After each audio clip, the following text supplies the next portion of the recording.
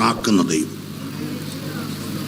ഞാൻ നിങ്ങളോട് പറയാൻ ദൈവസന്നിധി പ്രാർത്ഥിച്ച ദൈവം തന്ന ദൂത്, വീട് പണിയുന്ന ദൈവം, നമ്മെ കാക്കുന്ന ദൈവം. Price the Lord.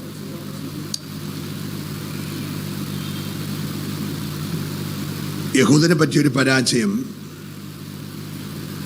വീട് പണി ആരംഭിച്ചപ്പോഴേ പണിയാൻ ഉപയോഗിക്കേണ്ട കല്ല് അവർ തള്ളിക്കളഞ്ഞു.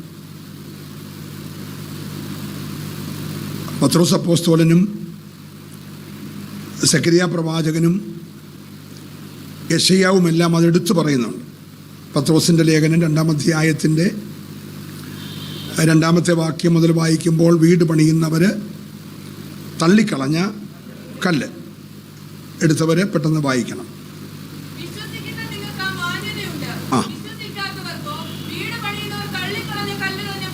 അപ്പോൾ തുടക്കത്തിലെ അവർക്കൊരു പരാജയം പറ്റി. പണിയപ്പെടാൻ വേണ്ടി ഉപയോഗിക്കപ്പെടേണ്ട മൂലക്കല്ല്, അടിസ്ഥാനക്കല്ല് അവരെന്ത് ചെയ്തു? പറഞ്ഞേ, തള്ളിക്കളഞ്ഞു. അർത്ഥാൽ അവർ ഭയങ്കര പണി പണിതെങ്കിലും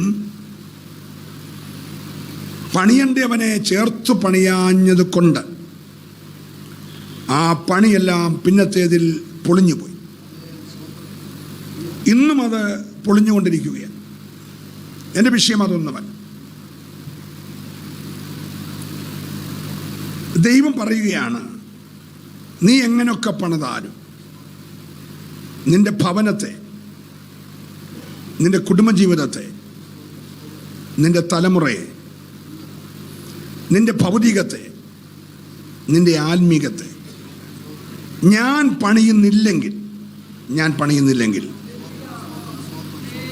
നീ നന്നാ കാലത്ത് എഴുന്നേറ്റോ, ഒത്തിരി വൈകി ഉറങ്ങിയോ, എന്തെല്ലാം പണിതാലും ആ പണി ശരിയാകത്തില്ലെന്ന് വചനം പറയുക. Price the Lord. ഒറ്റ വാക്കി പറഞ്ഞാൽ, ദൈവത്തെ കൂടാതെയുള്ള ഒരു പണിയും ഇതുവരെ വിജയിച്ചിട്ടില്ല, ഇനിയൊട്ട് വിജയിക്കത്തുമില്ല. അതുകൊണ്ട് ഭക്തൻ നമ്മളെ ഒന്ന് ഓർപ്പിക്കുകയാണ്, പണിയുന്നവരെ, എല്ലാവരുടെയും ആഗ്രഹമാണ് ഒന്ന് പണിത് എല്ലാം ഒന്ന് സെറ്റപ്പ് ചെയ്യണമെന്ന്. ആഗ്രഹമില്ലാത്ത ആരുമില്ല. നമ്മൾ ഈ ഉപവസിക്കുന്നതും പ്രാർത്ഥിക്കുന്നതും യോഗത്തിന് വരുന്നതും പോകുന്നതും എല്ലാം ആത്മീയത്തിൽ വന്നതിൻ്റെ എല്ലാം പുറകിലെ ലക്ഷ്യം പൊളിഞ്ഞു പോയ ചില പണികളെ ദൈവം തിരിച്ച് പണിയണമെന്നാണ്. Price the Lord. എന്നാൽ ഇന്ന് പകൽ നമ്മൾ ഓർത്തോണം, നമ്മുടെ ഏതെങ്കിലും ഒരു കഴിവ് കൊണ്ട് ഇതെല്ലാം കൂടെ ഞാൻ രാപകൽ അധ്വാനിച്ച്, നിങ്ങൾക്കറിയാമോ, ഞാൻ നന്നാ കാലത്ത് എഴുന്നേറ്റു, ഒത്തിരി വൈകി കിടന്ന് അധ്വാനിച്ച്, അതൊന്നും പറഞ്ഞിട്ട് കാര്യമില്ല.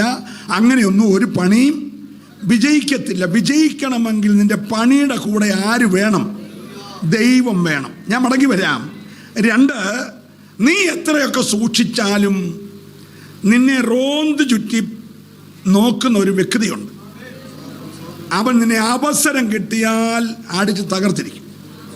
അതുകൊണ്ട് ദൈവം പറയുകയാണ്, ഞാൻ നിന്നെ കാക്കുന്നില്ലെങ്കിൽ നീ എത്ര ശക്തമായ കാവൽ വെച്ചാലും കാവൽക്കാരൻ വൃഥാ ജാഗരിക്കുകയാണ്. നമ്മൾ ഇയ്യോബിന്റെ പുസ്തകം 1-ാം അധ്യായത്തിന്റെ 10-ാമത്തെ വാക്യത്തിൽ ദൈവം സാത്താനോട് ചോദിക്കുന്ന ഒരു ചോദ്യമുണ്ട്. സാത്താനോട് ചോദിക്കുന്ന ചോദ്യമാണ്, അതിന്റെ മുകളിൽ സാത്താനോടൊന്നില്ലേ? അങ്ങനെയാണ്. അതിന് ദൈവം സാത്താനോട്, അവിടെ ആ വാക്യം, യഹോവ സാത്താനോട്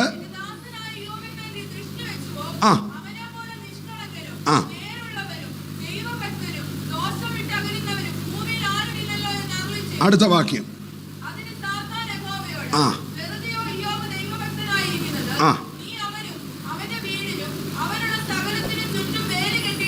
ഈ സംഭവം വല്ലോ ഇയ്യോബ് ഇപ്പം അറിയുന്നുണ്ടോ? ഇതിനൊന്നും വായിച്ചോണ്ടിരിക്കല്ലേ. സ്വർഗത്തിൽ ഒരു വലിയ വാദപ്രതിവാദം നടക്കുകയാണ്. ആര് തമ്മിൽ? കാവൽ കാക്കുന്ന ദൈവവും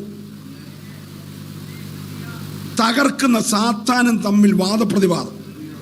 ഇതൊന്നും വീട്ടിലിരിക്കുന്ന പാവം ഇയ്യോബ് അറിയുന്നേ ഇല്ല. ഇന്ന് പകൽ നീ ഇവിടെ ഹോളി വന്നിരിക്കുക, ഞാൻ സ്റ്റേജിൽ നിൽക്കുക. പക്ഷെ മറ്റൊരു ഭാഗത്ത് നിനക്ക് വേണ്ടി വാദിക്കുന്ന ഒരു ദൈവമുണ്ടെന്ന് ഇന്ന് പകൽ അറിയണം. അവൻ നിന്റെ വീടിൻ്റെ ചുറ്റും വന്ന് റോന്തി ഉറ്റിപ്പോയത് നീ കണ്ടില്ല.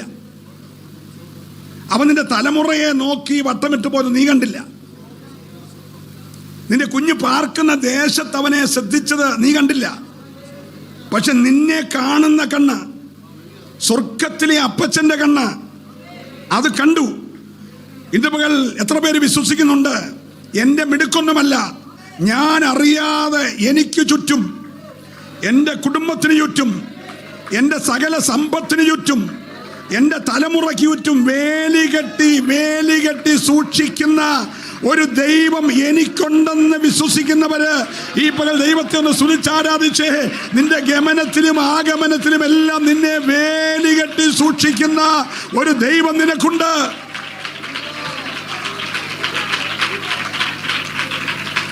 നീ ഇവിടെ ആരാധിച്ചുകൊണ്ടിരിക്കുമ്പോൾ വാദപ്രതിവാദം നടക്കുക. നിന്റെ പ്രതിയോഗിയും നിന്റെ രക്ഷകനും തമ്മിൽ, നിന്റെ സംരക്ഷകനും നിന്റെ എതിരാളിയും തമ്മിൽ. നമ്മുടെ ഈ ചെറിയ കണ്ണിനത് കാണത്തില്ല, നമ്മുടെ നഗ്ന നേത്രങ്ങൾ അത് വെളിപ്പെടത്തില്ല. നിന്റെ പെരയുടെ ചുറ്റും വെച്ച CC ക്യാമറയിൽ അത് പതിയത്തില്ല, അവൻ വന്നതും പോയതും. പക്ഷെ കണ്ട് അഗ്നിജാലയ്ക്കൊത്ത കണ്ണുള്ള ഒരുവനുണ്ട്. അവൻ പറയണം, ഞാൻ നിന്നെ കാക്കുന്നില്ലെങ്കിൽ ഇന്ന് രാവിലെ കുടുംബങ്ങൾക്ക് ചുറ്റും കാവൽ നിൽക്കുന്ന ഒരു വലിയ ദൈവമുണ്ടെന്ന് വിശ്വസിക്കുന്നവര്.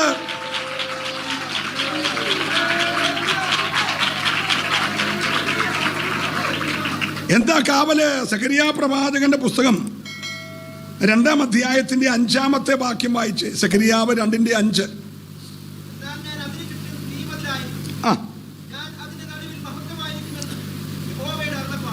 എന്നാൽ ഞാൻ അതിന് ചുറ്റും തീമതിലായിരിക്കും. സെഖരിയാ പ്രവാചകൻ ഇദ്ദോ പ്രവാചകന്റെ മകനായിരിക്കുന്ന ബെലഖ്യാവിന്റെ മകനാണ് സെഖരിയാവ്. വല്യപ്പൻ പ്രവാചകനായിരുന്നു. കൊച്ചുമകനും ആരായി? പറഞ്ഞേ, പ്രവാചകനായി. സ്തോത്രം. നമ്മുടെ കുടുംബത്തിൽ ആരെങ്കിലും പറയാനുണ്ടോ അമ്മ പ്രാർത്ഥനക്കാരിയായിരുന്നു, കൊച്ചുമോനും പ്രാർത്ഥനക്കാരനാന്ന്? തീമത്യോസിനോട് പറയാണ് പൗലോസ്, എടാ നിന്നോടുള്ള എൻ്റെ സ്നേഹം, നിന്നെ എന്നെ നിജപുത്രനായിട്ട് എടുത്തതിന് കാര്യം നിന്റെ വല്യമ്മച്ചി പ്രാർത്ഥനക്കാരിയായിരുന്നു, നിന്റെ അമ്മ പ്രാർത്ഥനക്കാരിയായിരുന്നു. നിന്റെ വല്യമ്മച്ചി പ്രാർത്ഥിച്ചത് അങ്ങനെ സംഭവിക്കുന്നു വിശ്വസിക്കുമായിരുന്നു. നിന്റെ അമ്മയും പ്രാർത്ഥിച്ചത് അങ്ങനെ സംഭവിക്കുന്നു വിശ്വസിക്കുമായിരുന്നു. അടുത്ത തലമുറ കൊച്ചുമോനിലേക്കും ആ വിശ്വാസം പകർന്നിരിക്കുക.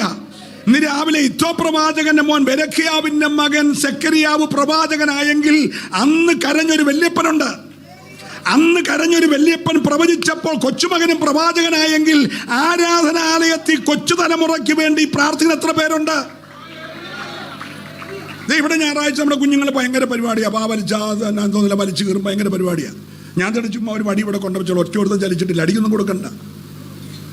ഈ വടി ഇവിടെ താഴെ വെച്ചിട്ടുള്ളൂ, അവരത് കണ്ടു. അപ്പോൾ അവരിതെല്ലാം ചെയ്യുന്നത് എന്തുകൊണ്ടാ? പറ. അത്രേ ഉള്ളൂ, കറക്റ്റ് കാര്യം. ചുമ്മാ മുട്ടയും പാലും പെരോട്ടായി നൂഡിൽസും കൂടെ കുത്തിക്കയറ്റുന്നതിനിടയ്ക്ക് ഭയപ്പെടുത്തി പഠിപ്പിച്ചോണം, തലമുറയെ നല്ലപോലെ വളർത്തിക്കോണം. ഇദ്ദോ പ്രവചിച്ചു, കൊച്ചുമകൻ സെഖരിയാവ് പ്രവചിക്കുക. ഇന്ന് പകൽ നിന്റെ കൊച്ചു തലമുറകൾ പ്രവചിക്കണം. ആരാധനത്തിൽ വന്ന് കയ്യും കെട്ടി വായും തുറക്കാതെ വേദപുസ്തകം വായിക്കാതിരിക്കാതെ നീ ഒന്ന് പ്രാർത്ഥിച്ചേ. രാവിലെ കൈ ചൂണ്ടി പ്രാർത്ഥിച്ചേ. കർത്താവ്, എൻ്റെ തലമുറകളിലേക്ക് ദൈവത്തിൻ്റെ ഒരു വലിയ കരം ഇന്ന് പകൽ ഇറങ്ങി വരണം. എൻ്റെ തലമുറയുടെ മേലുള്ള പൈശാചിയെ കെട്ടഴിയണം. ഇന്ന് പകൽ അവരാരാധിക്കുന്നവരായി, പ്രാർത്ഥിക്കുന്നവരായി, ദൈവകൃപ അനുഭവിക്കുന്നവരായി, ദൈവത്താൽ മാനിക്കപ്പെട്ട തലമുറയായി മാറണം.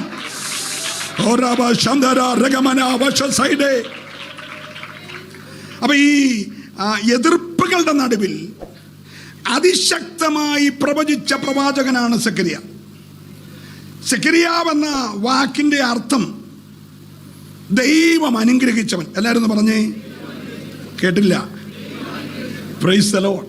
ഇദ്ദോ എന്ന വാക്കിന്റെ അർത്ഥം ദൈവം ഓർത്തവൻ. കുറിച്ച് വെച്ചോണം, ഇദ്ദോ എന്ന വാക്കിന്റെ അർത്ഥം എന്തുവാ? അപ്പം വല്യപ്പനെ ദൈവം ഓർത്തു, കൊച്ചുമോനെ ദൈവം അനുഗ്രഹിച്ചു. നിങ്ങളൊന്നും മിണ്ടുന്നുമില്ല. മനസ്സിലാകുന്നുണ്ടോ? അനുഗ്രഹം രാവിലെ ഞായറാഴ്ച ഉപദേശി പ്രസംഗിച്ച ഒഴുകി വരുന്ന സാധനമല്ല.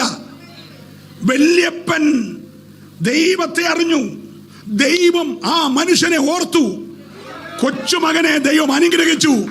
അവൻ ലോകം കണ്ട ശക്തനായ പ്രവാചകനായെങ്കിൽ ഇന്ന് നിന്നെ ദൈവം ഓർക്കണം, നിന്റെ കുടുംബത്തെ ദൈവം ഓർക്കണം, നിന്റെ തലമുറയെ ദൈവം ഓർക്കണം, നിന്റെ പ്രാർത്ഥനാ ജീവിതത്തെ ദൈവം ഓർക്കണം.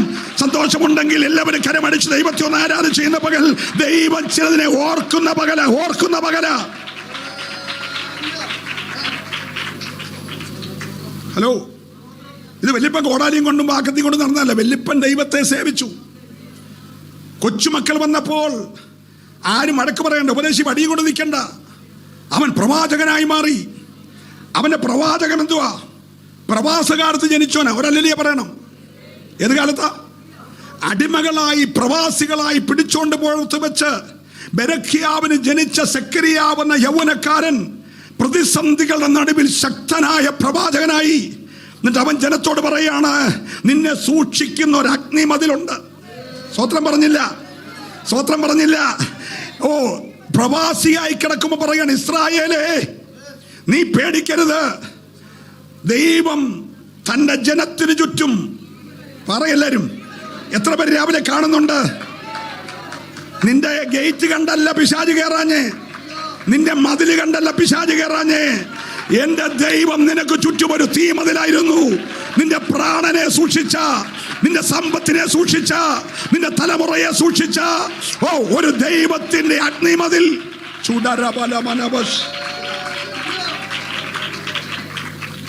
കണ്ടോ, സെക്കരിയാവ് ജനത്തെ ദൂത് പറഞ്ഞു ബലപ്പെടുത്തുക. ജനം എവിടെ കിടക്കുക? അടിമത്തത്തിൽ കിടക്കുക, പ്രവാസികളായി കിടക്കുക. അവർക്കിപ്പോൾ ആരാധനാലയമില്ല, പ്രാർത്ഥനയില്ല, കൂട്ടായ്മയില്ല, പുരോഹിതനില്ല, ലേവ്യനില്ല, യാഗമില്ല, ഒന്നുമില്ല. പക്ഷേ ഒരു കൊച്ചുമോൻ എഴുന്നേറ്റു. വല്യപ്പനിൽ നിന്ന് അപ്പനിലേക്കും അപ്പനിൽ നിന്ന് കൊച്ചുമോനിലേക്കും പകർന്ന ദൈവമുണ്ട്. അവൻ എഴുന്നേറ്റ് പറയുകയാണ്, നിനക്ക് ചുറ്റും ദൈവമൊരു.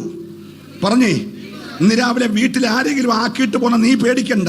നീ ഇവിടെ വന്ന് അവിടെ ഇരുന്നില്ലെങ്കിലും ദൈവം സൂക്ഷിക്കും. നിന്റെ പ്രൊട്ടക്ഷൻ കൊണ്ടൊന്നുമല്ല അവർ സൗഖ്യമായിരിക്കുന്നത്. ഇന്ന് രാവിലെ തീമതിലായി നിൽക്കുന്ന, പ്രാണന് ചുറ്റും തീമതിലായി നിൽക്കുന്ന ഒരു ദൈവമുണ്ടെന്ന് വിശ്വസിക്കുന്ന ദൈവമക്കൾ ഉണ്ടെങ്കിൽ ഒരു നല്ല ഹല്ലേലൂയ പറഞ്ഞേ. ഹല്ലേലൂയ. അപ്പൊ സാത്താൻ കുറെ ദിവസമായിട്ട് ഇതുവഴി വട്ടം കറങ്ങുക. പ്രാർത്ഥിക്കുന്നവന്റെ പെരയുടെ ചുറ്റും, നിഷ്കളങ്കന്റെ പെരയുടെ ചുറ്റും, ദോഷം വിട്ടകരുന്നവന്റെ പെരയുടെ ചുറ്റും, യഹോവ ഭക്തന്റെ പെരയുടെ ചുറ്റും, മക്കൾക്ക് വേണ്ടി പാപം ചെയ്തോന്ന് ഓർത്ത് യാഗം കഴിക്കുന്നവന്റെ പെരയുടെ ചുറ്റും ഒരു നടക്കുക.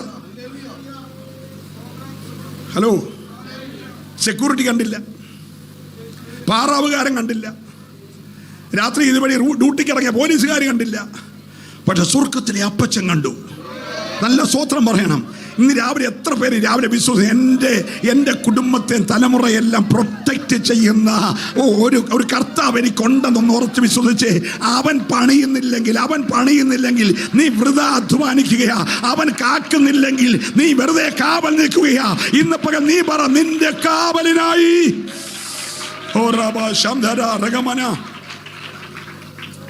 പ്രതിയെ പൊക്കിയെടുത്ത് ദൈവത്തിന്റെ മുമ്പിൽ കൊണ്ടുവന്ന് ചോദിച്ചു, ജടാ സാത്താനേ, നീ എവിടെ നിന്ന് വരുവാ?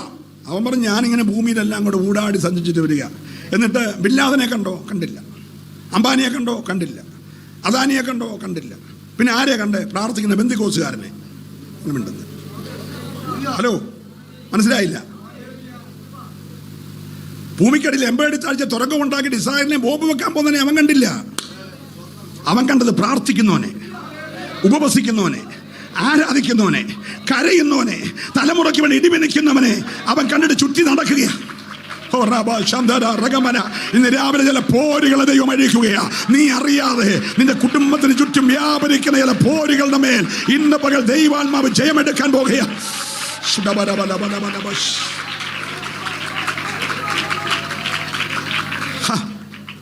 ഇവൻ പറഞ്ഞു, നിങ്ങൾക്കറിയാമോ, പണ്ട് തമിഴ്നാട്ടിൽ വളരെ അറിയപ്പെടുന്ന സുപ്പയ്യ പിള്ള എന്ന് പറയുന്ന ഒരു ദുർമന്ത്രവാദി ഉണ്ടായിരുന്നു. അദ്ദേഹം പിന്നീട് യോശുവ എന്ന് പറഞ്ഞ വലിയ പ്രവാചകനും പ്രസംഗകനുമായിട്ട് മാറി. അപ്പോൾ നിങ്ങൾക്കത് എന്തോന്നിൻ്റെ പുസ്തകം നമ്മുടെ ഇതിനകത്ത് പരിശോധിച്ച സുപ്പയ്യ പിള്ള അടിച്ചാൽ മതി, കിട്ടും. വലിയ ദുർമന്ത്രവാദിയാണ് അയാൾ. അതിഭീകരമായ 5 അന്യാരാധന ശക്തിയെ ഇങ്ങനെ ആരാധിച്ചുകൊണ്ടിരിക്കുക. ആരെ കൊല്ലണമെങ്കിലും സുപ്പയ്യ പിള്ളയോട് പറഞ്ഞാൽ മതി. സുപ്പയ്യ പിള്ള വിചാരിച്ചാൽ ആ രാത്രി അവൻ കൊന്നിരിക്കും. അപ്പോൾ ഇതറിയാവുന്ന ഒരാൾ ചെന്നിട്ട് സുപ്പയ്യ പിള്ളയോട് പറഞ്ഞു, ഇന്ന വ്യക്തിയെ കൊല്ലണം. അദ്ദേഹം പറഞ്ഞു, ഓക്കെ, ഇത്ര രൂപ പീസാണ്. പീസ് മേടിച്ചു. ഈ 5 ദൈവങ്ങളിൽ ഏറ്റവും ശക്തി കുറഞ്ഞ ഒരാളിനെ ഇവൻ വെറും ഒരു നമ്മുടെയൊക്കെ ഭാഷ പറഞ്ഞ ഒരു പീക്കിരിയ എന്നുള്ള നിലയിൽ ആളിനെ അയച്ചു. അവൻ പോയി വെച്ച് തിരിച്ചു വന്ന് പറഞ്ഞു, എനിക്കൊന്നും ചെയ്യാൻ ഒക്കത്തില്ല, ചുറ്റും തീയാന്ന് പറഞ്ഞു. അപ്പോൾ ഈ സുപ്പയ്യ പിള്ളയ്ക്ക് ഭയങ്കര ദേഷ്യം ഉണ്ടായ സംഭവമാണ്. ദേഷ്യം വന്നിട്ട് രണ്ടാമത്തെ അതിനെക്കാട്ടി കൂടിയ പുള്ളി അയച്ചു. അവൻ ചെന്നപ്പോൾ അതിർത്തി കടക്കുന്നതിന് അവൻ തിരിച്ചോടി വന്നു എന്ന് പറഞ്ഞു, ഒരു രക്ഷയില്ല എന്ന് വെച്ചാൽ നീ എന്തുവാ കണ്ടേ, അത് പെര മൊത്തം കത്തിക്കൊണ്ടിരിക്കുകയാണ്, പെര മൊത്തം കത്തിക്കൊണ്ടിരിക്കുകയാണ്. സുപ്പയ്യ പിള്ള 3ാമത്തെ ആളിനെ വിട്ടപ്പോൾ 4ാമത്തെ പുള്ളിയെ പുറകെ വിട്ടു. എന്നാ സംഭവം, ഇവന്മാർ പറഞ്ഞത് ശരിയാണെന്നറിയാം. അപ്പം 3ാമത്തെ ഭയങ്കര ദുർമൂർത്തിയാണ്. അവൻ ഈ പാപ്പുടൻ്റെ വീട്ടിൽ ചെല്ലുമ്പോൾ ഇവനോട് പറഞ്ഞു, 4ാമനോട് പറഞ്ഞു, നീ എൻ്റെ ഭിത്തിയിൽ ഇത് എഴുതി കാണിക്കണം, എന്താ സംഭവിക്കുന്നത്. അവൻ ഭിത്തിയെ കാണിക്കുകയാണ്. പെരയുടെ ചുറ്റും കംപ്ലീറ്റ് തീ കത്തി നിൽക്കുക. അപ്പം ഈ പെരയ്ക്കകത്തുനിന്ന് ഇവനൊന്ന് ഇറങ്ങി, നമ്മുടെ ഈ സാധുവായ മനുഷ്യൻ ഇറങ്ങിയപ്പോൾ ആ മനുഷ്യൻ നിന്ന് കത്തുക. അന്ന് രാത്രിയിൽ ഈ 5 ദൈവങ്ങളെ താൻ തന്നെ അടിച്ചോടിച്ചിട്ട് ഈ തീ കത്തുന്നവൻ്റെ ദൈവത്തെ ആരാധിക്കാൻ തുടങ്ങി. അദ്ദേഹം പിന്നീട് തമിഴ്നാടിനെ ഇളക്കി മറിച്ച യോശുവ എന്ന വലിയ ദൈവദാസനായിട്ട് മാറി, ഭയങ്കര പ്രവാചകനായിട്ട് മാറി. ഇന്ന് പകൽ നിന്റെ ചുറ്റും ഇവൻ റോന്തി ഉറ്റുമ്പോൾ നിന്റെ CC ക്യാമറ അല്ല കാണണ്ടേ, നീ പെരുകി കണ്ണ് കിട്ടാതിരിക്കാൻ വേണ്ടി കെട്ടിത്തൂക്കുന്ന പാലയുടെ കമ്പല്ല കാണണ്ടേ, നിന്റെ പാവയ്ക്കായിക്ക് കണ്ണ് കിട്ടാതിരിക്കാൻ വേണ്ടി ചിരട്ടയുടെ മണ്ടയ്ക്ക് നീ കണ്ണും മൂക്കും മരച്ചേക്കുന്ന തലയോട്ടിയല്ല കാണണ്ടേ, നിന്റെ ചുറ്റുമുള്ള തീമതിൽ കാണണം. നിന്റെ ഭവനത്തിന് ദൈവം കൊടുക്കുന്ന പ്രൊട്ടക്ഷൻ ഇന്ന് പകൽ നീ കാണണം. സന്തോഷമുള്ളവർ ദൈവത്തെ ആരാധിക്കണം. ഹല്ലേലൂയ. സാത്താന്റെ കോട്ടകളെ വിറപ്പിക്കുന്ന ഒരു തീമതിൽ. ഈ സക്കറിയാവിന്റെ പുസ്തകത്തിലെ 4 തീയുടെ കാര്യം പറഞ്ഞത്. 1ാമത്തെ തീ ചുറ്റുമുള്ള തീമതിൽ. ഒരു സ്തോത്രം പറഞ്ഞേ. നീ എനിക്ക് ചുറ്റും എന്താണ്, അതിന് നടുവിൽ നീ ആരായിരിക്കും, മഹത്വം. ഒരു സ്തോത്രം പറഞ്ഞേ. ഇന്ന് രാവിലെ ഈ ആലയത്തിൽ ആ തീയുടെ സാന്നിധ്യം നീ മണക്കണം. ഹല്ലേലൂയ. ഇന്ന് രാവിലെ കുട്ടിപ്പിശാചിനെ കണ്ടുകൊണ്ടിരിക്കുകയല്ല, ആ തീ ഇവിടെ ഉണ്ട്. നിന്നെ മുഴുവനായി സൂക്ഷിക്കുന്ന, നിന്റെ കുടുംബത്തെ മുഴുവനായി സൂക്ഷിക്കുന്ന, നിന്റെ തലമുറയെ മുഴുവനായി സൂക്ഷിക്കുന്ന ഒരു തീ മതിൽ ഇന്ന് രാവിലെ ഇവിടെ ഉണ്ട്. ആത്മാവിന്റെ തീക്കകത്ത് നിൽക്കുന്നവനെ തൊടാൻ ഒരു ശക്തിക്ക് കഴിയത്തില്ലെന്ന് വിശ്വസിക്കുന്നവർ ഇന്ന് രാവിലെ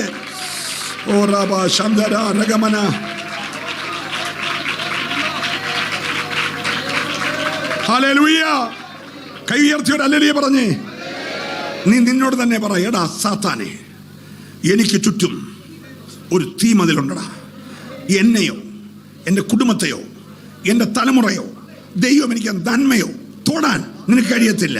എൻ്റെ മിടുക്കൊന്നുമല്ല, എന്നെ സൂക്ഷിക്കുന്ന ഒരു കാവൽക്കാരൻ എനിക്കുണ്ട്. എത്ര പേര് വിശ്വസിക്കുന്നുണ്ട്? ഒരു കാവൽക്കാരൻ എനിക്കുണ്ട്. നിന്റെ ദൈവം നിനക്കൊരു കാവൽക്കാരനാ. 2ാമത്തെ തീയെ 3-ാം അധ്യായത്തിന്റെ 2ാമത്തെ വാക്യമാ.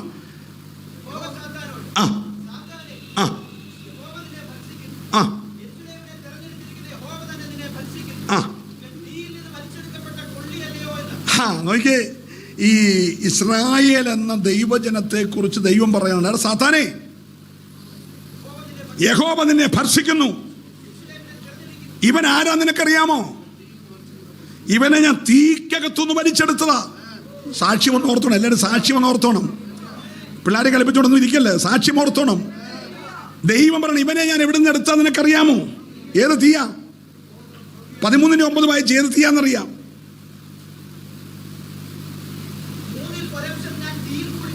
1/3 ഞാൻ തീയിൽ കൂടി കടത്തി. വെള്ളി ഊതിക്കഴിക്കുന്നത് പോലെ അവരെ ഊതിക്കഴിക്കും. പൊന്നു ശോധന കഴിക്കുന്നത് പോലെ അവരെ ശോധന കഴിക്കും. ഇയ്യോബ് പറഞ്ഞു, ദൈവമേ, നീ എന്നെ ഇങ്ങനെ അങ്ങോട്ട് ശോധന ചെയ്താൽ, സ്തോത്രം പറയണം, വെള്ളി 7 പ്രാവശ്യം ഉളിയിൽ ഊതി പഴിപ്പിച്ച് കീടം നീങ്ങി തട്ടാന് ഒരു ഉരുപ്പടി കിട്ടുന്നത് പോലെ, പൊന്നു ഉലയിൽ ഊതി പഴിപ്പിച്ച് ശോധന ചെയ്ത് ഒരു ഉരുപ്പടി കിട്ടുന്നത് പോലെ നീ എന്നെ ഇങ്ങനെ അങ്ങോട്ട് ശോധന ചെയ്താൽ ഞാൻ അലിയ പൊന്നു പോലെ പുറത്തു വരും. നിന്നെ അവർ എത്ര പേർക്ക് ഉറപ്പുണ്ട്? നിന്നെ ശോധന ചെയ്യുന്ന ഒരു തീ.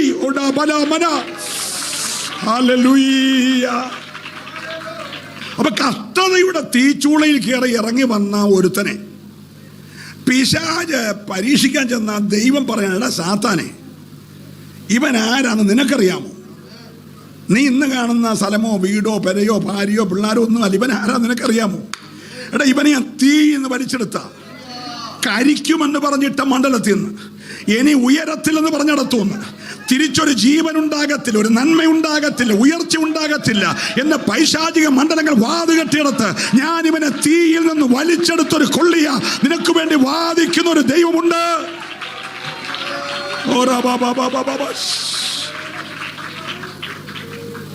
ഒരു നല്ല ഹല്ലേലൂയ പറയണം. തീയിൽ നിന്ന് കയറി വന്നവരൊക്കെ ഒരു സ്തോത്രം പറഞ്ഞ്.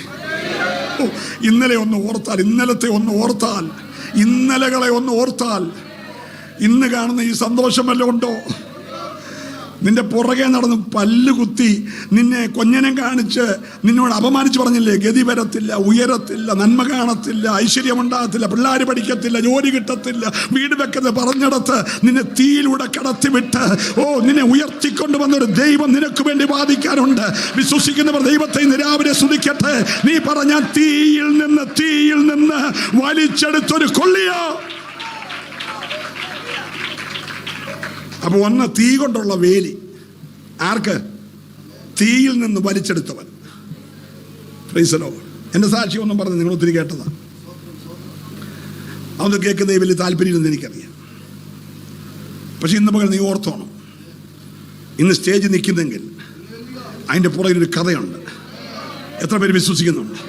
നിന്നെ നീയാക്കി ഇവിടെ കൊണ്ടിരുത്തിയിരിക്കുന്നതിൻ്റെ പുറകിൽ ഇന്ന് പകൽ ദൈവത്തിന് സാക്ഷ്യം. ദൈവം പറയണം, എടാ സാത്താനെ, യഹോവ നിന്നെ ഭർഷിക്കട്ടെ. എടാ ഇവൻ ആരാന്ന് നിനക്കറിയാമോ? നീ ഇങ്ങനെ അപവാദം പറഞ്ഞ ചുറ്റും നടക്കുന്ന ഇവൻ ആരാന്നറിയാമോ? നിങ്ങൾ വായിച്ചേ ആ വെളിപ്പാട് പുസ്തകം ഒന്ന് വായിച്ചേ. വെളിപ്പാട് പുസ്തകം 12:7 ഒന്ന് വായിച്ചേ. ഇവൻ ആരാന്നറിയാം? ആ ദേ എവിടെ യുദ്ധം ഉണ്ടായി? അപ്പൊ അവിടെ ആരുണ്ട്? പിന്നെ ആരുണ്ട്? ആരോടാ യുദ്ധം ചെയ്തേ? അങ്ങനെയാണെങ്കിൽ സാത്താൻ അവിടെ ഉണ്ടോ? ഉണ്ട്. ആരോടാ യുദ്ധം ചെയ്യുന്നേ? ദൈവത്തിന്റെ പ്രധാന ദൂതനായ മിഖായേൽ. സ്വതം പറയാതെ നിന്റെ കാര്യം പറയണോ? പിന്നെ ഹലോ, ഇവിടെ വന്ന് പൂനിപ്പടച്ചിരിക്കുന്ന നിന്റെ കാര്യം പറയണോ? സാത്താൻ ആരോട് യുദ്ധം ചെയ്യുക? ചെല്ലക്കാട്ടെ ഹോളിലല്ല, സ്വർഗത്തിൽ. അവനെ നിങ്ങൾ വെറും നിസ്സാരമായിട്ട് കാണല്ലേ. അവൻ സ്വർഗത്തിൽ പ്രധാന ദൂതനായ മിഖായേലുമായിട്ട് യുദ്ധം ചെയ്തു. അടുത്ത വാക്യം. ആ ആ ആ ജയിച്ചിരുന്നാലും ഒരല്ലിയ പറഞ്ഞേ, നിനക്ക് വിരോധമായി എഴുന്നേൽക്കുന്നവൻ പിന്നെ അവിടെ കാണത്തില്ല. സ്തോത്രം പറയണം. നീ യുദ്ധം ചെയ്യണം. നീ പ്രാർത്ഥിച്ചുകൊണ്ടിരുന്നാൽ മതി, നീ ഉപവസിച്ചുകൊണ്ടിരുന്നാ മതി, നീ സ്തോത്രം പറഞ്ഞാൽ മതി. യുദ്ധം യഹോവയ്ക്കുള്ളതാ. അവൻ തന്റെ ദൂതനെ ഇറക്കും. ഇന്ന് പകൽ ആലി പ്രാർത്ഥിക്കുന്ന നിനക്ക് വേണ്ടി യുദ്ധം ചെയ്യാൻ ഇന്ന് രാവിലെ നിന്റെ കൂടാരത്തിൽ ദൈവം ദൂതനെ ഇറക്കും. വിശ്വസിക്കുന്നവര് മാത്രം.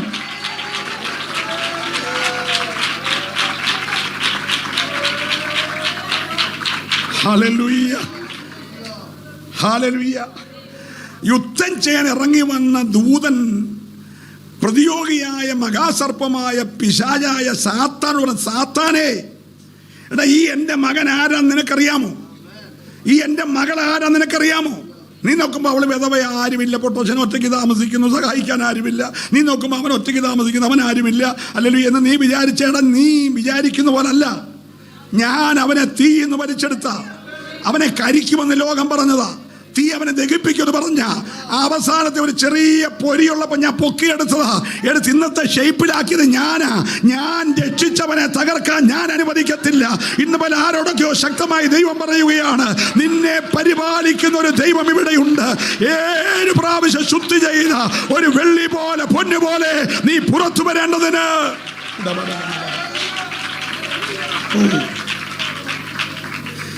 സെഖര്യാവ് 9:4 വായിച്ച്.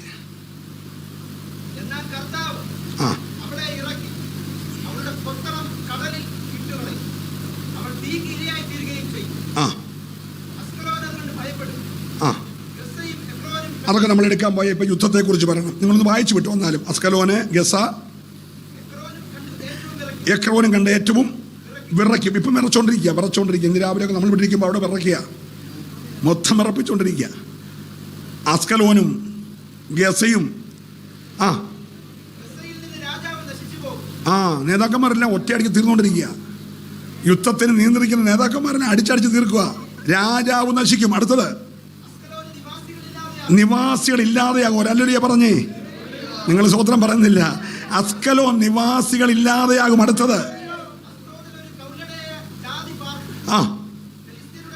ഞാൻ അവിടോട്ട് പോകുന്നില്ല. അപ്പോൾ ആ കർത്താവ് പറഞ്ഞു, ഞാനൊരു തീ അയക്കും, ഒരു തീ അയക്കും. അസ്കലോനും ഗസയും ഒക്കെ നിർജ്ജനമാകും. രാജാക്കന്മാരെ ഞാൻ തകർക്കും. അവിടെ നമുക്ക് നിൽക്കേണ്ടത് യുദ്ധത്തിലേക്ക് പോകുന്ന ഇന്നത്തെ സംഭവങ്ങളാണ്. എൻ്റെ 11-ാം അധ്യായത്തിൻ്റെ 1-ാമത്തെ വാക്യം. ലെബാനോനെ, നിന്റെ ദേവദാരുക്കൾ തീക്കിരയായി തീരേണ്ടതിന് വാതിൽ തുറന്നു വെക്കുക. അതിന്റെ മുകളിലത്തെ വാക്യം വായിച്ചില്ലോനെ. തീക്കിടയിലൊരു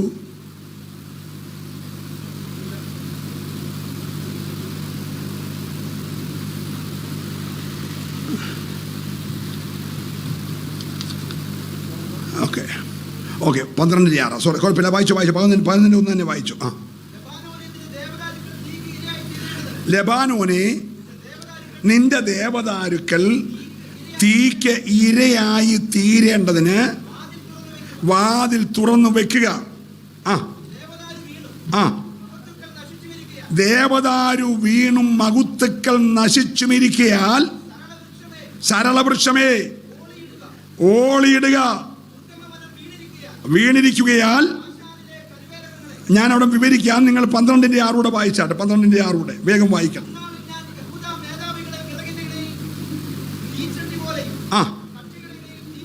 യഹൂദ മേധാവികളെ വിറകിൻ്റെ ഇടയിൽ, വിറക് ഏതാന്ന് 11:1 വായിച്ചു. ലെബാനോനും ദേവദാരുക്കളും ഒക്കെ വിറകാണെങ്കിൽ അതിന് ഇടയ്ക്ക് യഹൂദയെ ഞാൻ എന്താക്കും?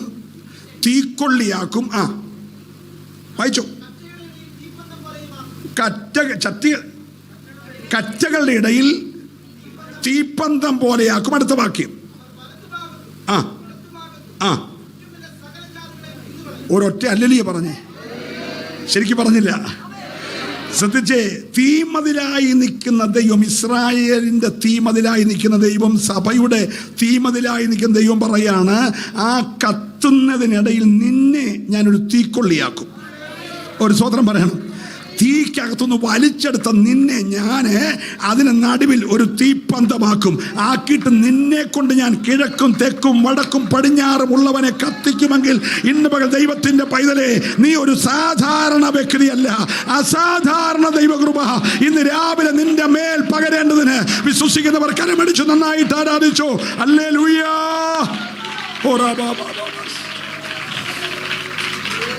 ഞാൻ ദൈവത്തെ ഇന്ന് രാവിലെ നന്ദിയോടെ സ്തുതിക്കുകയാണ്. ഇസ്രായേലിനോട് പറയുന്നത്, നിന്നെ ഞാൻ നടുവിൽ എന്താക്കും?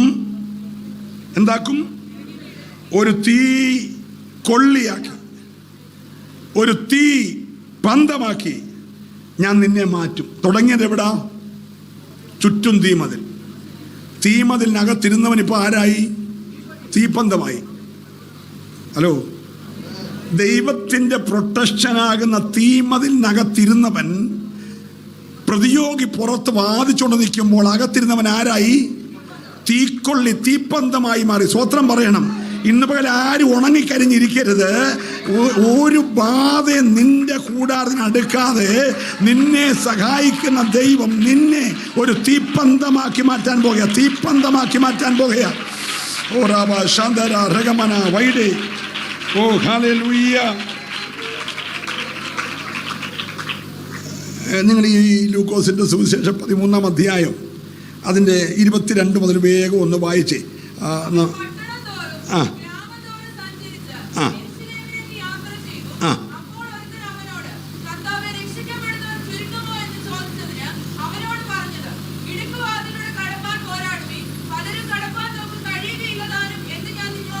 ശ്രദ്ധിച്ചേ, ഒരു ഭയങ്കരമായ ചോദ്യമാണ്.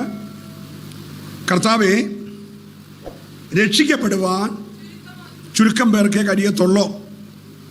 അപ്പോൾ കർത്താവ് പറഞ്ഞു, രക്ഷിക്കപ്പെടണമെങ്കിൽ രക്ഷിക്കപ്പെട്ടതുകൊണ്ട് മാത്രം ഒക്കത്തില്ല.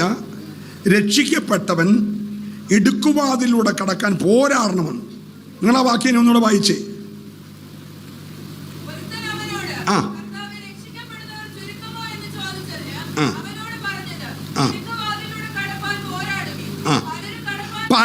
കടപ്പാൻ നോക്കും, കഴിയുകയില്ല താനും. വാതിലിടുക്കമായതുകൊണ്ട് വാതിലിന്റെ വലിപ്പത്തിൽ നീ ആയെങ്കിലേ കയറാനൊക്കും. നീ വാതിലിനെക്കാട്ടി വലുതായാൽ ഈ വാതിലിൽ കയറാനൊക്കത്തില്ല. വളരെ പോരാടി നീ വാതിലിനകത്തൂടെ കയറാവുന്ന പരുവത്തിലാകണം. സ്വത്രം പറഞ്ഞില്ല. നിന്റെ തണ്ടും തൻ്റെ ഇടവും കൈക്കരുത്തും നെഞ്ചൂരും എല്ലാം കൂടെ കാണിച്ച് ഈ വാതിലൂടെ പോത്തില്ല. ഈ വാതിൽ ഇടുക്കമായതുകൊണ്ട് നീ നന്നായി പോരാടിയെങ്കിലേ ഈ വാതിലിൽ കൂടെ അകത്ത് കിടക്കാൻ കഴിയത്തുള്ളൂ. ഒരു അല്ലെലിയെ പറയണം, ഒരു അല്ലെലിയെ പറയണം. അടുത്ത വാക്യം വായിച്ചേ, അടുത്ത വാക്യം വായിച്ച്. ആ ആ ആ അപ്പൊ യഹോവ വീട് പണിയുന്നു. പണിയുന്ന വീടിന്റെ ഉടമസ്ഥൻ ആരാണ്? യഹോവയാ. വീട്ടുടയവൻ ഒരു സമയമാകുമ്പോൾ കഥ അടയ്ക്കും. നോഗയുടെ പെട്ടകത്തിന്റെ വാതിൽ യഹോവയായ ദൈവം, കൃപയുടെ പെട്ടകത്തിന്റെ വാതിൽ അടയും. അടയ്ക്കുന്നത് പാസ്റ്റർമാരോ സെൻട്രൽ പാസ്റ്റർമാരോ സൂപ്രണ്ടോ ഒന്നുമല്ല, അടയ്ക്കുന്നത് ദൈവമാണ്. വീടിന്റെ ഉടമസ്ഥന, അവൻ പണിത വീടാ. യഹോവ വീട് പണിയുന്നു.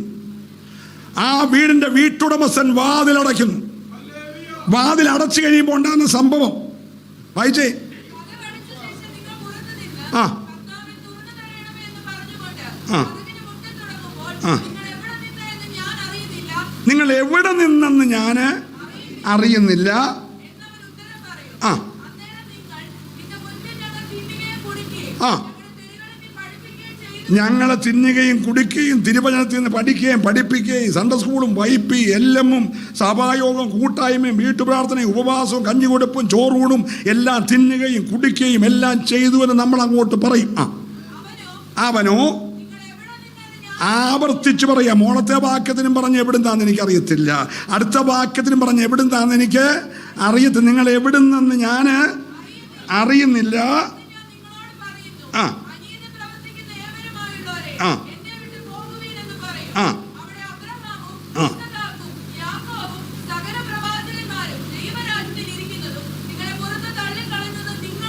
ഓ ഒരല്ലേ പറഞ്ഞേ. നിങ്ങൾ പ്രതീക്ഷിക്കാത്ത പലരും അവിടെ ഇരിക്കുന്നത് നിങ്ങൾ കാണും. പക്ഷെ നിങ്ങളെ തള്ളിക്കളഞ്ഞതും കാണുമ്പോൾ നിങ്ങൾക്ക് അന്നേരം പല്ലുകടിയും. ആ സഭായോഗത്തിലും പല്ലുകടിക്കും, വീട്ടിലും പല്ലുകടിക്കും, ഒടുവിൽ നരകത്തിൽ പാന്നേരത്തും എന്ത് ചെയ്യും? പല്ലുകടിക്കും. അവിടെ പല്ലുകടിയും കരച്ചിലും ഉണ്ടാകും. ഞാൻ സ്നേഹത്തോടെ ഓർപ്പിക്കട്ടെ, വാതിലടയാൻ പോവാ, അടഞ്ഞിരിക്കും. അതിന്ന് പകലാകാം. നിങ്ങൾ ഞാൻ വിചാരിച്ചത് കാര്യങ്ങളെല്ലാം കൈവിട്ട് പോവാ, കാര്യങ്ങളെല്ലാം കൈവിട്ട് പോവാ. ഏത് സമയത്തും ഇത് കാണുമ്പോൾ നീ ഓർത്തോണം, വാതിലടയാൻ പോവുക. അടച്ചു കഴിഞ്ഞിട്ട് നീ പുറത്ത് കിടന്ന് കയ്യും കാലും വിട്ട് അടിക്കാതെ, അല്പം ഇടുക്കമെന്ന് തോന്നിയാലും ഇച്ചിരി ഞെരിഞ്ഞാണെങ്കിലും അങ്ങ് അകത്ത് കയറിയാൽ, ഓ ഞാൻ ദൈവത്തെ സ്തുതിക്കുകയാണ്. Price the Lord. അവിടെ പറയാണ്, ആ വഴി ഇടുക്കവും ഞെരുക്കവും ഉള്ളതാകയാൽ അതുവഴി കടക്കുന്നവര് ചുരുക്കമാണ്, ഭൂരിപക്ഷം ഇവിടെ ഇല്ല.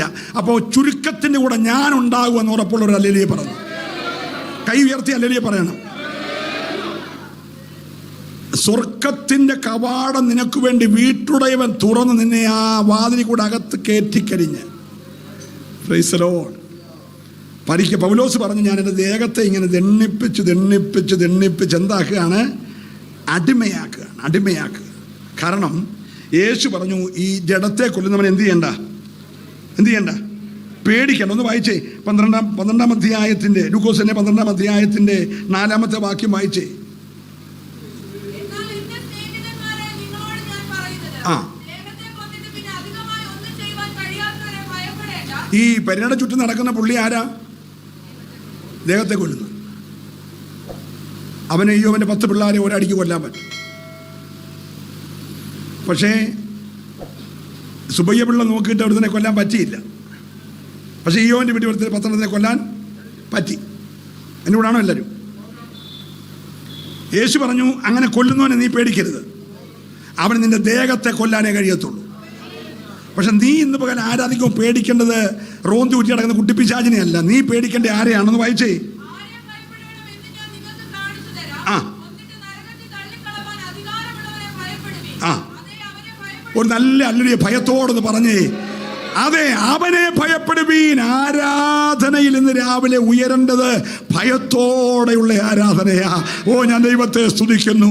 പിശാചിന്റെ കാര്യം കേട്ട് പേടിക്കാനല്ല, നിന്നെ സഹായിക്കുന്ന ദൈവത്തിന്റെ മഹത്വം കണ്ട് ഭയത്തോടെ നീ ദൈവത്തെ ആരാധിക്കണം. അടുത്ത വാക്യം കൂടെ വായിച്ചേ കുഞ്ഞേ. ഒരു കാശിനെത്ര? ഒരു കാശിനെത്ര? 2. 2 കാശിന് എത്ര കൊടുക്കാവൂ? 4. പക്ഷേ ഇവന് ഒരു ചെറിയ സെയില് കച്ചവടം കിട്ടാൻ വേണ്ടി 2 തരാമെങ്കിൽ 4 ഉള്ളൂ, 1 ഫ്രീ. 1 ഫ്രീ. എന്തോത്തിനെ? ജീവനുള്ള കുരുകിലിന്. ദൈവം പറഞ്ഞ് അവൻ ഫ്രീ കൊടുക്കാൻ അവൻ്റെ അപ്പൻ്റെ വീട്ടിലെ സമ്പത്തൊന്നുമല്ല ഇത് എൻ്റേതാ. കുരുകില് എൻ്റേതാ. നിങ്ങളെല്ലാം ഇവിടെയാണോ? കച്ചവടക്കാരൻ്റെ അല്ല, ഇതെൻ്റേതാ. അവൻ അതിനെ വിലയില്ലാതെ കൊടുക്കുന്നതിൽ എനിക്കത് വിലയുള്ളതാ. ഞാൻ ഇന്ന് രാവിലെ ഈ വാക്യം വായിച്ച ഒന്നുകൂടെ ദൈവത്തെ മഹത്വപ്പെടുത്തി കേട്ടോ. നമ്മളെ പലർക്കും വിലയില്ലെങ്കിലും ദൈവത്തിന് നിന്നെ വിലയുണ്ട്. നീ ഈ ഫ്രീ കൊടുക്കുന്ന കൂട്ടത്തിൽ ഒരു വ്യക്തിയായിരിക്കും. 1 കാശിന് 2 കുരുകിൽ, 2 കാശിന് 4 കുരുകിൽ. പക്ഷെ കച്ചവടക്കാരൻ തീരുമാനിച്ചു വേഗം സാധനം തീരട്ടെ, അതിന് 2 കാശിരുന്ന ഒരു കുരുകിലിനെ ഫ്രീ. തമ്പുരാൻ വേണ്ട, അത് എൻ്റെ എണ്ണത്തിലുള്ളതാ. നിന്റെ എണ്ണത്തിലില്ലെങ്കിൽ എൻ്റെ എണ്ണത്തിലുള്ളതാ. അവൻ്റെ തലയിലെ രോമം ഞാൻ എണ്ണിട്ടിരിക്കുക. നീ ഒരു രോമത്തെ തൊടാനൊക്കത്തില്ല. ഞാൻ അവന് ചുറ്റും തീമതില കാക്കുന്നത് ഞാനാ, കാവൽക്കാരൻ ഞാനാ, പണിയുന്നവൻ ഞാനാ. ഇന്ന് രാവിലെ എത്ര പേര് വിശ്വസിക്കുന്നു? നീ ഒന്ന് പറഞ്ഞ്, എന്നെ പണിയുന്നൊരു ദൈവമുണ്ട്, എന്നെ കാവൽ കാക്കുന്നൊരു ദൈവമുണ്ട്, എൻ്റെ തലമുടി 4 വരെ എണ്ണുന്നൊരു ദൈവമുണ്ട്.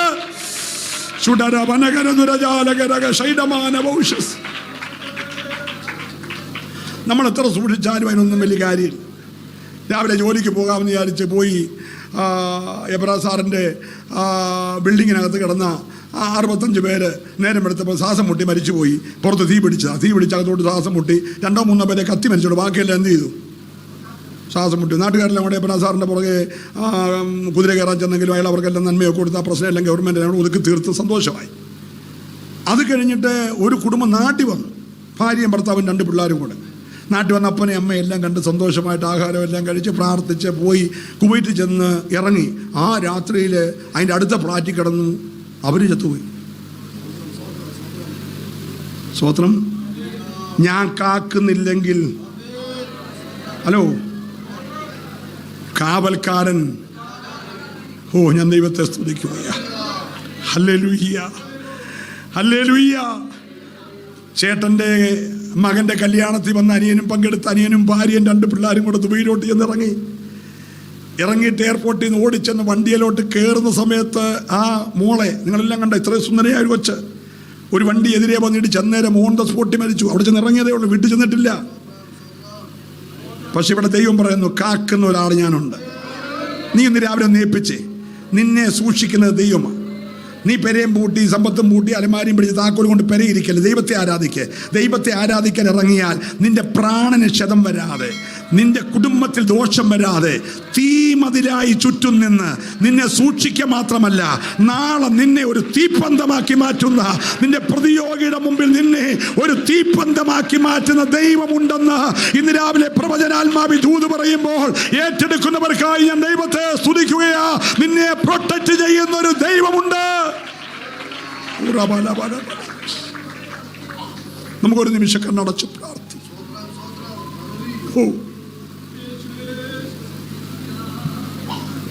നീ പറ, കർത്താവേ, ഞാൻ പണിയെല്ലാം നിർത്തി, പക്ഷെ നീ പണിയണം. നീ ഒന്നുകൂടെ എന്നെ പണിയണം. ഒന്നുകൂടെ എന്നെ നിന്റെ ഹിതപ്രകാരം ഒന്ന് പണിയണം. എൻ്റെ കുടുംബ ജീവിതത്തെ ഒന്നുകൂടെ പണിയണം. എൻ്റെ തലമുറയെ ഒന്നുകൂടെ പണിയണം. ഒന്ന് പ്രാർത്ഥിച്ച്. ചിലർക്ക് ആരാധനയ്ക്ക് വരുന്നതിനേക്കാൾ സെൻട്രൽ ജയിലിൽ കൊതിച്ച് നടക്കുന്ന ആളുകളുണ്ട്. അവസരം കിട്ടിയാൽ നിന്നെ തകർത്തേച്ച് അവൻ പോകാൻ നിൽക്കുക. അവൻ ആരാധനാ ഹോളി വരുന്നതിനെക്കാട്ടിയിട്ട് പൂജപ്പുരയെ പോയി കിടക്കുന്ന കയ്യും കാലും വിലങ്ങിട്ട് ചില പൈശാചിക മേഖലകൾ വ്യക്തികളുടെ രൂപത്തിൽ, ബന്ധങ്ങളുടെ രൂപത്തിൽ, സ്വന്തങ്ങളുടെ രൂപത്തിൽ നിനക്ക് നേരെ പോർവിളി നടത്തിക്കൊണ്ടിരിക്കുമ്പോൾ നീ ഒന്നും അറിഞ്ഞില്ലെന്നും പറഞ്ഞ് മൗനമായിരിക്കരുത്. ഇന്ന് പകൽ കാവൽക്കാരനെ ഏപ്പീര്. അവൻ കാക്കട്ടെ. നിന്നെ അവൻ കാക്കട്ടെ, നിന്റെ കുടുംബത്തെ അവൻ കാക്കട്ടെ. നീ ഒരു പത്രവാർത്തയാകരുത്, നീ ഒരു പരസ്യകോലമാകരുത്. ഓ, നീ പോലീസ് സ്റ്റേഷനിൽ കയറി ഇറങ്ങരുത്. നിന്നെ കാക്കുന്ന ദൈവം ഇന്ന് രാവിലെ ആരോടൊക്കെയോ ശക്തമായ ആത്മാവ് പ്രവചിച്ചു പറയുക, നീ ഒരു പരസ്യ കോലമാകുന്നതിന് മുമ്പേ ഇന്ന് കാവൽക്കാരനെ ഏൽപ്പീര്. ഓ ഹല്ലേലൂയ. അവൻ കാക്കുന്നില്ലെങ്കിൽ കാവൽക്കാരൻ വൃഥാ ജാഗരിക്കുകയാ.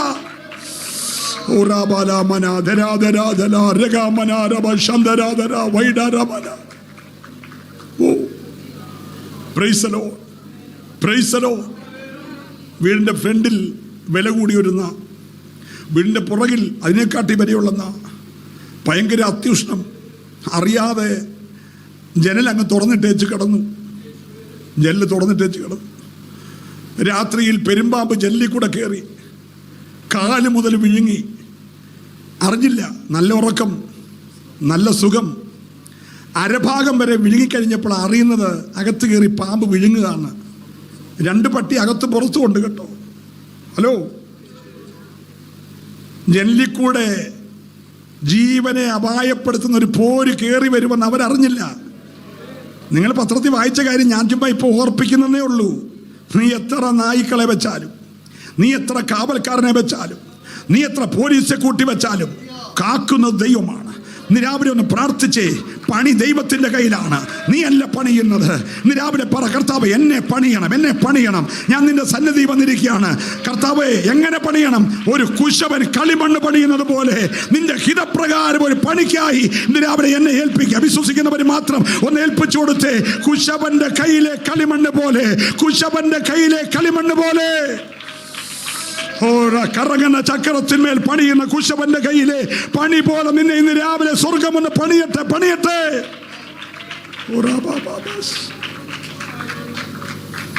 ചില കുടുംബത്തിനെതിരെ മുറവിളിയും നിലവിളിയും ഉയർത്താൻ, അപായപ്പെടുത്തിക്കളയാൻ ചിലരിലേക്ക് പിശാച് കയറിയിട്ട് നിനക്ക് ചുറ്റും ഊടാടി നടക്കുന്നുണ്ട്. നീ നിസാരവൽക്കരിക്കരുത്. ഇന്ന് പകൽ നീ പറ, കർത്താവേ എനിക്കൊരു കാവൽക്കാരനുണ്ട്. അത് ചുറ്റും അഗ്നിമതിലായി എന്നെ സൂക്ഷിക്കുന്ന എൻ്റെ ദൈവമാണ്. എന്നെ നിന്റെ കരങ്ങളിൽ ഏൽപ്പിക്കുകയാണ്. ഒന്ന് പ്രാർത്ഥിച്ച് എല്ലാവരും. ഹല്ലേലൂയ. നിന്റെ വണ്ടിയുടെ വില കൂടുതൽ കൊണ്ടോ, നിന്റെ ഡ്രൈവിങ്ങിൻ്റെ ശ്രേഷ്ഠത കൊണ്ടോ ഒന്നുമല്ല. നിന്നെ കാക്കുന്നത് ദൈവമാ. എല്ലാവരും പ്രാർത്ഥിച്ച്, ആരും മൗനമായിരിക്കാതെ ഒരു നിമിഷം എല്ലാവരും ഒന്ന് പ്രാർത്ഥിച്ച്. ഇന്ന് പകൽ കാവൽക്കാരനെ നീ വിളിക്ക്. നീ കാവൽക്കാരനുമായിട്ട് സംസാരിക്ക്. കാവൽക്കാരനോട് ചോദിക്ക്, കാവൽക്കാരാ രാത്രി എന്തായി? ഇന്ന് രാവിലെ നീ കാവൽക്കാരനെ വിളി, മറ്റാരെയും വിളിക്കരുത്. ഈ സഭായോഗത്തിൽ കാവൽക്കാരനെ വിളി. അവൻ നിന്റെ അടുക്കലുണ്ട്. നീ വിളിക്ക്, കാവൽക്കാരാ. ഓ ഹല്ലേലൂയ. രാത്രിയുടെ സമയം പറയാം. നിന്റെ കുടുംബത്തിന്റെ ഇരുട്ടിന്റെ മേഖലകളിൽ നിന്നെ സഹായിക്കുന്ന കാവൽക്കാരനെ നീ വിളിച്ചോണത്ത്. കാവൽക്കാരാ രാത്രി എന്തായി?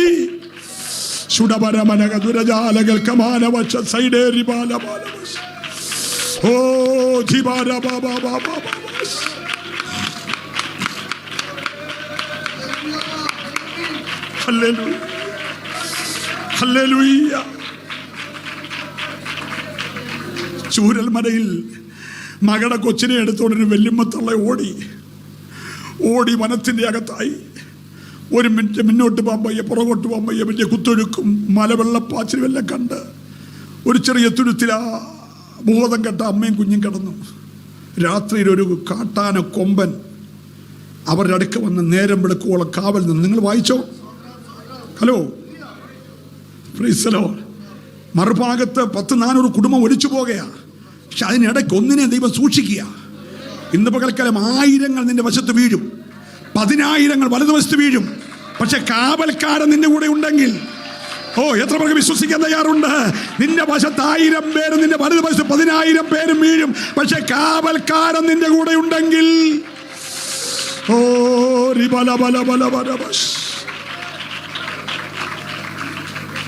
കൃപ. എനിക്കൊരു തുണ നീയേ എൻ പ്രിയനേ, എനിക്കൊരു തുണ നീയേ, എനിക്കൊരു തുണ നീയേ എൻ പ്രിയനേ, എനിക്കൊരു തുണ നീയേ. ദുരിതം നിറയും മരുവിലെ ദുരിതം നിറയും എനിക്കൊരു തുണ നീയേ എൻ പ്രിയനെ തുണ നീയേ എനിക്കൊരു തുണ നീയേ എൻ പ്രിയനെ എനിക്കൊരു തുണ നീയേ. നിനക്കൊരു തുണയുണ്ട്, നിനക്കൊരു തുണയുണ്ട്. നീ ഒന്ന് പറഞ്ഞേ, എനിക്കൊരു തുണ ദൈവമാണ്, എനിക്കൊരു തുണ ദൈവമാണ്, എനിക്കൊരു തുണ ദൈവമാണ്. ഒന്ന് വിശ്വസിച്ചേ, ഒന്ന് വിശ്വസിച്ചേ. ഹല്ലേലൂയ.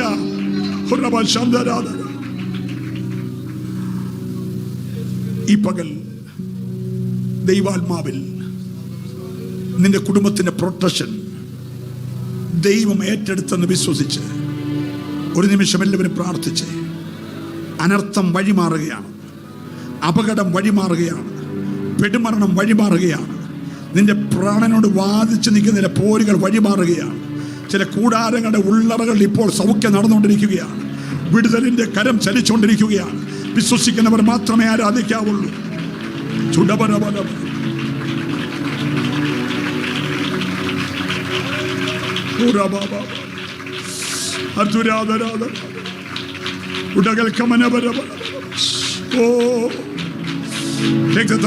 ജയം ജയം ജയം ജയം ജയം ജയം.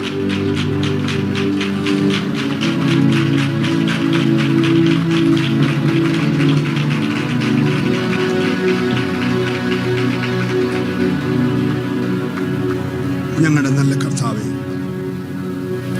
ഈ ഭൂമിയിൽ ഞങ്ങൾക്ക് കാവൽ നിൽക്കാൻ അങ്ങ് മാത്രമേ ഉള്ളൂ. ഞങ്ങളുടെ ഭവനം പണിയുന്നത് അവിടുന്നാണ്. ഞങ്ങൾ നന്നാ രാവിലെ എഴുന്നേൽക്കുന്നതും നന്നാ വൈകിട്ട് കിടക്കുന്നതും ഒന്നും വെറും വ്യർത്ഥമാണെന്ന് ഞങ്ങൾ അറിയുന്നു. എന്നാൽ ഉറക്കത്തിൽ തരുന്ന ദൈവം ഞങ്ങളുടെ കാവൽക്കാരനായിട്ടുണ്ടല്ലോ. ഇന്ന് പകൽ ഈ സഭയിലെ മുഴുവൻ കുടുംബങ്ങളെ ഒരു തീമതിലായി നിന്ന് അകത്തുള്ള ഞങ്ങളുടെ ദൈവമക്കളെ തീപ്പന്തങ്ങളാക്കി മാറ്റി. ഓ ഹല്ലേലൂയ. എതിരെ വാടകോരുന്ന പോരുകളെ കരിക്കാനുള്ള അഭിഷേകം നിന്റെ ജനത്തിന് വരുന്ന പകൽക്കാലം പകരുന്നതിനായി സ്തോത്രം. ഞാൻ ഈ ദൂത് പറഞ്ഞ് പ്രാർത്ഥിച്ചുകൊണ്ടിരിക്കുമ്പോൾ ചില രോഗബീജങ്ങൾ കരിയട്ടെ. കാൻസർ പോലെയുള്ള, ലുക്കേമിയ പോലെയുള്ള, വൈറൽ ഫീവർ